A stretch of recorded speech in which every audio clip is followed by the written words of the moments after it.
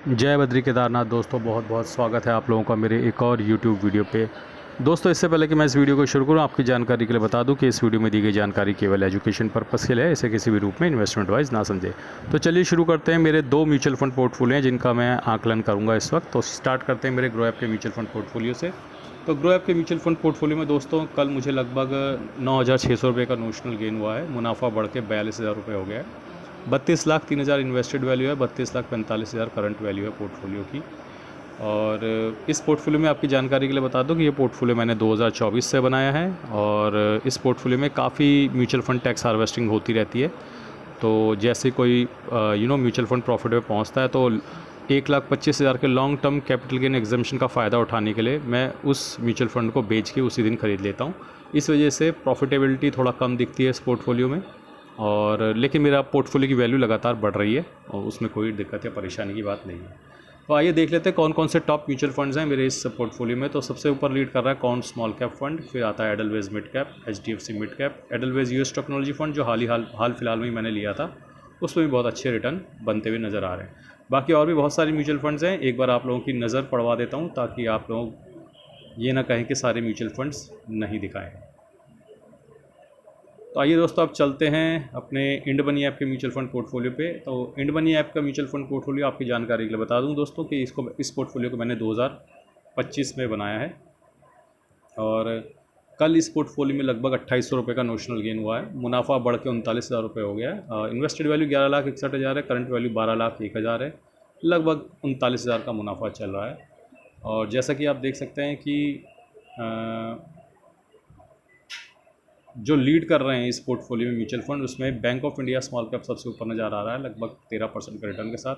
Invesco India small cap 11.5% के return के साथ। निपॉन इंडिया मिड कैप 9.25% के रिटर्न के साथ। एडलवेज मिड कैप 9.25% के रिटर्न के साथ। इन्वेस्को इंडिया मिड कैप लगभग 8.25% के रिटर्न के साथ। और भी काफ़ी म्यूचुअल फंड्स हैं, एक बार मैं आपकी जानकारी के लिए उसमें नीचे स्क्रॉल करके आपको सारे फंड्स दिखा देता हूँ ताकि आप देख सकें किस किस फंड में मेरा कितना % प्रॉफिट चल रहा है। अंत में कुछ ऐसे फंड भी आपको नज़र आएंगे जिनमें रिटर्न नहीं है, जैसे कि Tata small cap, Motilal mid cap और जियो ब्लैक रॉक फ्लेक्सी कैप, जिसने काफ़ी निराश किया है जब से ये लॉन्च हुआ है।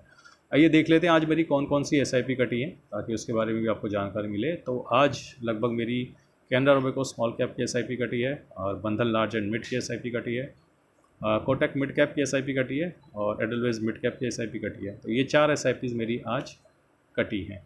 आइए दोस्तों फटाफट चलते हैं मेरे ETF के पोर्टफोलियो पे। तो मेरा ETF का भी पोर्टफोलियो है शून्य प्लेटफॉर्म पे। तो आज उसमें लगभग 650 पौने 700 रुपये का नोशनल गेन हुआ है और आप देख सकते हैं कि आज किस किस ETF ने आज मुझे पॉजिटिव रिटर्न दिया है।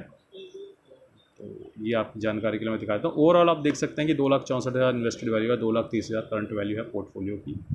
और काफ़ी सारे ETF एंड जो हैं अब प्रॉफिट की तरफ बढ़ रहे हैं। निफ्टी 20 में सबसे आगे, सेंसेक्स IT ETF है, FMCG ETF है, रियल्टी ETF है। तो इन ETF में ही धीरे धीरे जैसे मार्केट रिकवर करती है आपको प्रॉफिट आता हुआ दिखेगा। और जैसा कि मेरी ETF स्विंग स्ट्रेटजी है, मैं 5% 4 से 5% के प्रॉफिट के आसपास अपना प्रॉफिट बुक कर लेता हूँ। आइए दोस्तों चलते हैं अब अपने इंडिसेस पे और देखते हैं कि क्या रही आज स्थिति। तो निफ्टी 50 जो है 0.27% की बढ़त के साथ बंद हुआ है। वहीं मिड कैप 50 जो है 0.14% की बढ़त के साथ बंद हुआ है। मिड कैप 100 जो है 0.14% की बढ़त के साथ बंद हुआ है। मिड कैप 150 0.11% की बढ़त के साथ बंद हुआ है। वहीं स्मॉल कैप 100 जो है 0.15% की गिरावट के साथ, स्मॉल कैप 50 0.24% की गिरावट के साथ, स्मॉल कैप 250 0.13% की गिरावट के साथ। तो मिक्स पोर्टफोलियो जिनका है आज बढ़ती रहेगी, लेकिन जिनका स्मॉल कैप हैवी पोर्टफोलियो है हो सकता है कि वो नेगेटिव में चले जाएं। लेकिन ऐसी संभावना है कि आपके एक्टिव स्मॉल कैप फंड शायद पॉजिटिव में क्लोज कर जाएं। लेकिन नेट आज थोड़ा सा बढ़त के साथ ही मुझे अपना पोर्टफोलियो क्लोज होता हुआ नज़र आ रहा है। आइए देखते हैं FIDI के बाय सेल के डेटा, जो कि बहुत ही इंपॉर्टेंट है। FI ने जो है कल 1,800 करोड़ की कैश में सेलिंग करी है, जिसके अगेंस्ट DI ने लगभग 2,400 करोड़ की बाइंग करी है। तो पिछले 3 दिन से लगातार सेलिंग कर रहे हैं FI और सारा खाया पिया सब उन्होंने निकाल दिया है। आइए दोस्तों अब मार्केट में अपना व्यू बता देता हूँ, ताकि काफ़ी लोग बोलते हैं कि भैया थोड़ा सा व्यू भी बता दिया करो मार्केट में। तो ये आज रिवर्स माला पहनाई है निफ्टी 50 ने।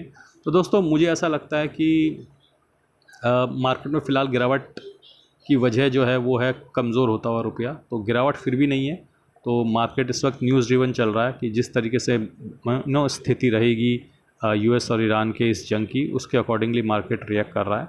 एक बात दोस्तों ध्यान रखिएगा कि रुपये शायद पिटता हुआ डॉलर के अगेंस्ट 100 रुपये पर डॉलर भी चला जाए, लेकिन मुझे ऐसा लगता है कि एक बहुत अच्छा प्लेटफॉर्म तैयार हो रहा है इंडियन मार्केट के लिए, जहाँ से हमें बहुत अच्छा रिटर्न बनता हुआ दिख सकता है। और ये मेरा एनालिसिस है दोस्तों, मेरी कैलकुलेशन है। मुझे ऐसा लगता है कि FIS की भी वापसी हो सकती है इंडियन मार्केट में।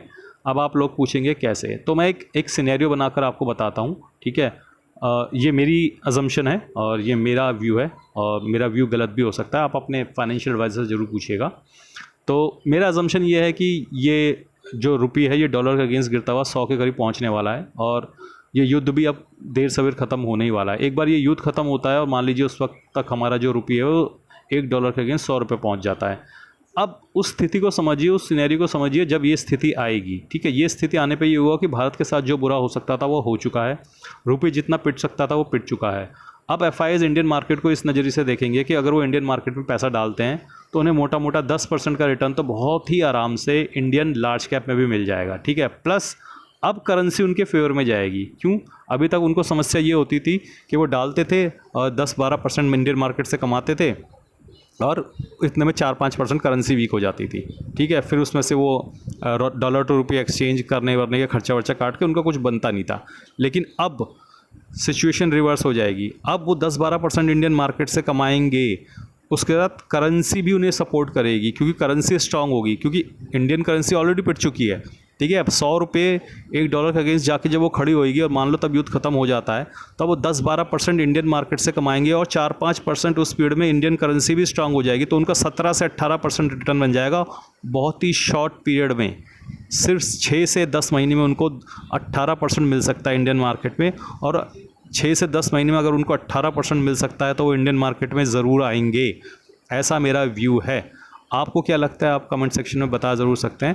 बाकी आपकी जानकारी के लिए बता दूं कि मैं MFI registered mutual fund distributor भी हूं विद ARN नंबर 357890। अगर आप मेरे साथ आधे घंटे का एक पेड गूगल मीट सेशन चाहते हैं तो मुझे व्हाट्सएप या ईमेल कर सकते हैं। मेरा व्हाट्सएप और ईमेल ID कमेंट और डिस्क्रिप्शन में ऑलरेडी गिवन है। या फिर आप चाहते हैं कि मैं ही आपको पोर्टफोलियो मैनेज करूँ Z फंड्स ऐप द्वारा, जहाँ पर मैं आपको रेगुलर म्यूचुअल फंड्स में निवेश कराऊँगा, उसके लिए भी आप मुझे व्हाट्सएप या ईमेल कर सकते हैं। तो दोस्तों आज के लिए बस इतना ही। धन्यवाद, गुड बाय, जय बद्री केदार।